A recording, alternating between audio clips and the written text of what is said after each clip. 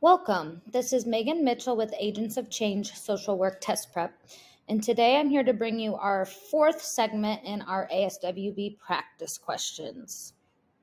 If you're interested in learning more about our study platform or our study materials, you can check us out at agentsofchangeprep.com.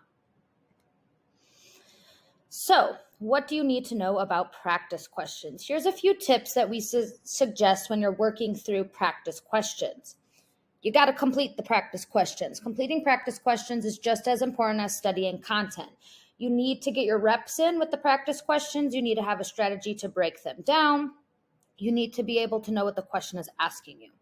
You want to read each question 2 times through. Why is this? Because you don't want to miss out on any details the first read through. So the second time through, you really get to go a little bit deeper and see if you missed anything and pick up on anything that you missed at first glance. If you're someone that rushes, I definitely suggest that you maybe write on your whiteboard or use a mental reminder that you need to slow down and read things through thoroughly.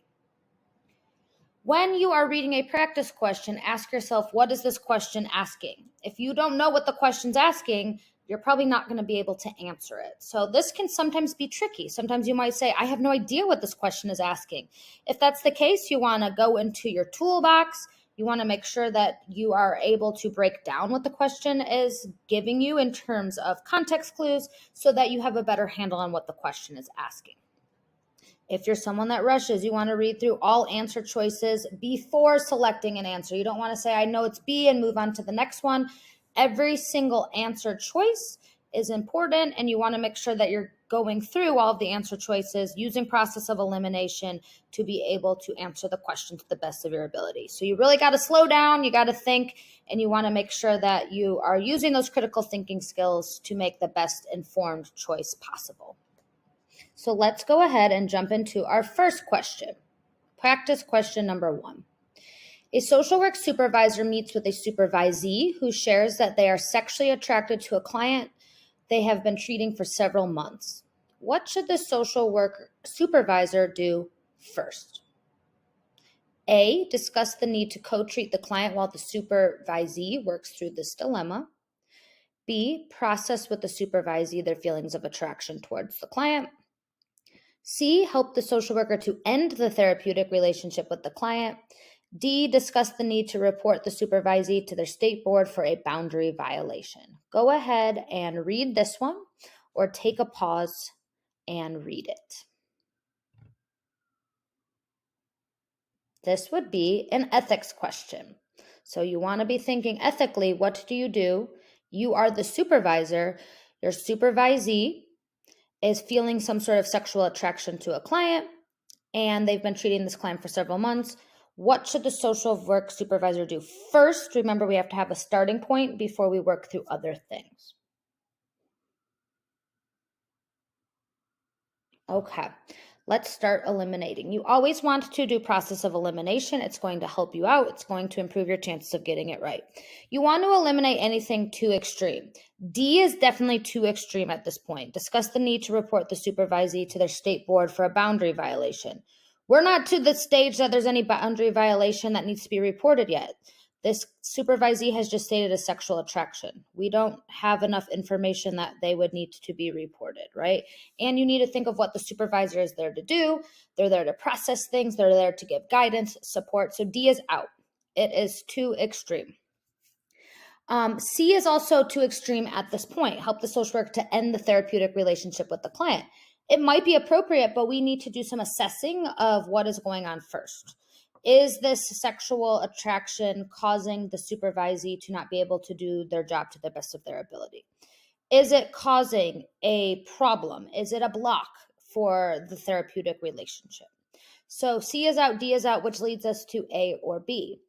A is not appropriate at this time either. Discuss the need to co-treat the client with the supervisee while the supervisee works through this dilemma. Imagine what that would do for the client. If all of a sudden the supervisor comes in, it's kind of throwing off some red flags to the client, right? And it's just not appropriate to do to the client. That's making this issue the client's problem and not the clinician's problem. So process of elimination, our best choice is B. We first need to process with the supervisee their feelings of attraction towards the client, better understand what's going on. Is this just a physical attraction? Is this going to the point where the supervisee is having sexual urges? Does the supervisee want to act on these? There's so many things that could come along with sexual attraction, and it's important for the supervisor to hold a space that is safe, and the supervisee can process these feelings to determine next steps. These other answer choices might be appropriate at a later time, right? Working to end the therapeutic relationship, we don't know if that's appropriate yet, and we hope that it does not get to the point that the supervisor would need to report the supervisee to the board. So B is the correct answer for that one, because this is a first question. Okay, practice question number 2. A young man comes to see a social worker because he feels lost and would like the social worker to help him with his problems. In order to best assist the client, the social worker should A, ask the client what he would like to see changed in his life, B, give the client some suggestions for addressing his problems, C, refer the client for an evaluation for depression, D, praise the client for coming to seek help. Go ahead and take a moment to read this one, or pause the video if you are answering this question.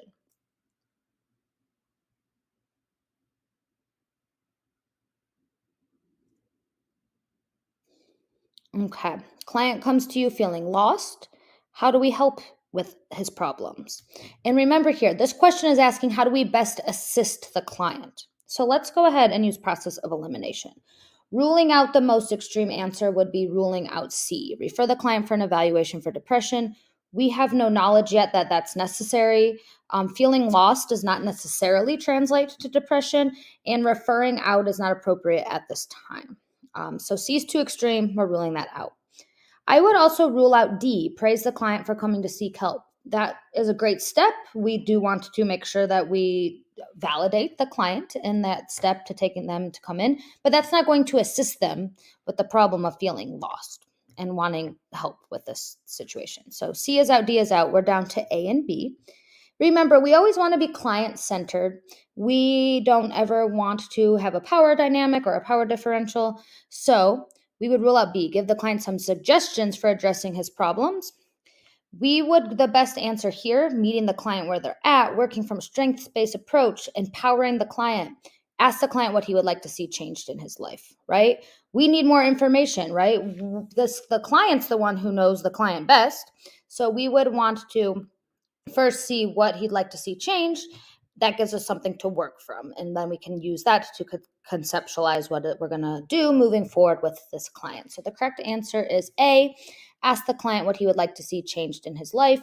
Gives the client the autonomy. It helps build rapport, and it's not creating any sort of power dynamic or us giving suggestions, right? We want to work in conjunction with the client. Question number 3. This is another ethics question. A social worker may limit a client's self-determination when the client's actions A, pose a serious and imminent risk to self or others according to the social worker's judgment, B, cause significant disruption or risk to the therapeutic process, C, result in legal action such as arrests, fines, or civil penalties, D, violate agency procedures and policies as established by the head of the agency. Go ahead and read these ones. This one can be tricky for some people. When can we limit the right to self-determination?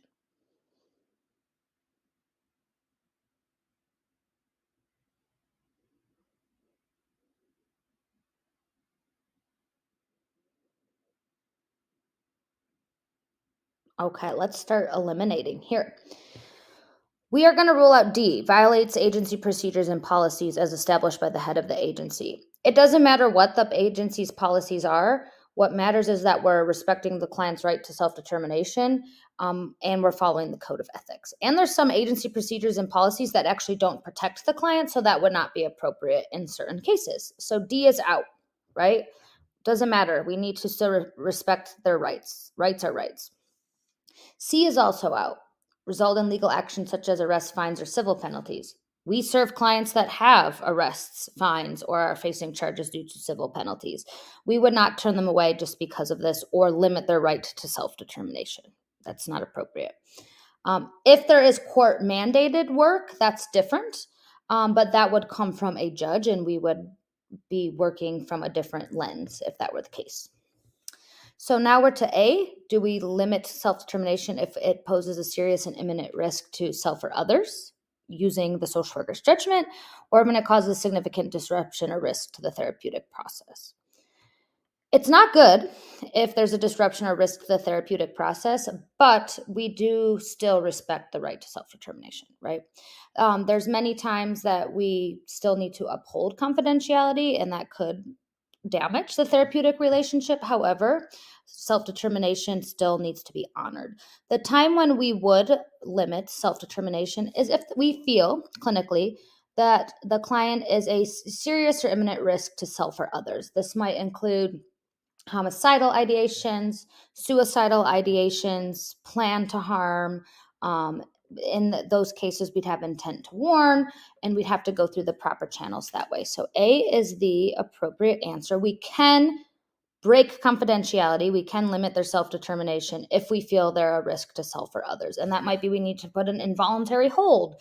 We might need to call 911. There's a variety of different things, but we always want to do our best to respect the right to self-determination. Even if you think hospitalization is necessary, you hope that you would get to a point where you can work with the client that they would voluntarily go. But we do need to do risk planning and consider level of risk when establishing that.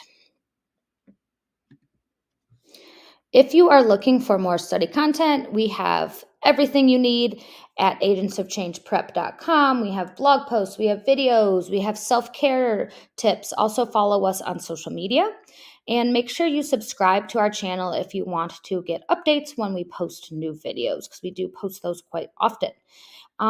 If you have any questions and you're looking to contact us, our contact info is here, agentsofchangeprep@gmail.com.